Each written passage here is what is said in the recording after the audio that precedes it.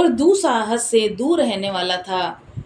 जितेंद्रिय होने के कारण वह निवृत्ति मार्ग में ही स्थित रहता था। उसने वेद रूपी समुद्र का पार पा लिया था। वह संपूर्ण शास्त्रों के तात्पर्य का ज्ञाता था। उसका चित्त सदा मेरे ध्यान में संलग्न रहता था। वह मन को अंतरात्मा में लगाकर सदा आत्म तत्व का साक्षात्कार किया करता था।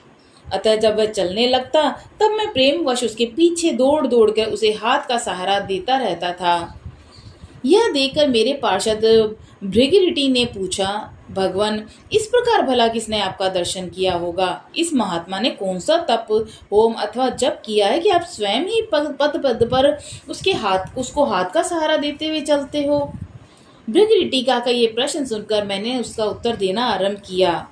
एक समय की बात है। कैलाश पर्वत के पार्श्व भाग में पूर्णांग वन के भीतर चंद्रमा की अमृतमयी किरणों से धुली भूमि में एक वेदी का आश्रय लेकर मैं बैठा हुआ था। मेरे बैठने के क्षण बर्बाद ही सहसा बड़े जोर की आंधी उठी और वहां के वृक्षों की शाखाएं नीचे ऊपर होकर आपस में टकराने लगी। कितनी ही टहनियां टूट टूट कर बिखर गई। पर्वत की अविचल छाया भी हिलने लगी। इसके बाद वहां महान भयंकर शब्द हुआ, जिससे पर्वत की कंदराएं प्रतिध्वनित हो उठी। तदंतर आकाश से कोई विशाल पक्षी उतरा, जिसकी कांति काले मेघ के समान थी। वह कज्जल की राशि, अंधकार के समूह अथवा पंख कटे हुए काले पर्वत सा जान पड़ता था। पैरों से पृथ्वी का सहारा लेकर उस पक्षी ने मुझे प्रणाम किया और एक सुंदर नवीन कमल मेरे चरणों में रखकर स्पष्ट वाणी में स्तुति करनी आरंभ की।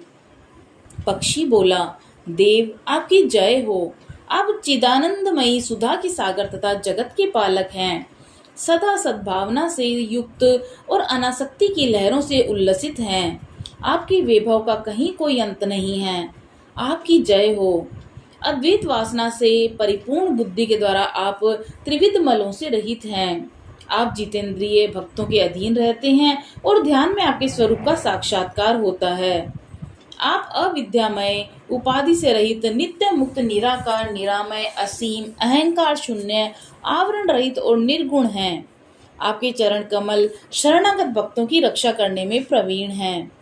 अपने भयंकर ललाट रूपी महासर्प की विष ज्वाला से आपने कामदेव को भी भस्म किया है। आपकी जय हो।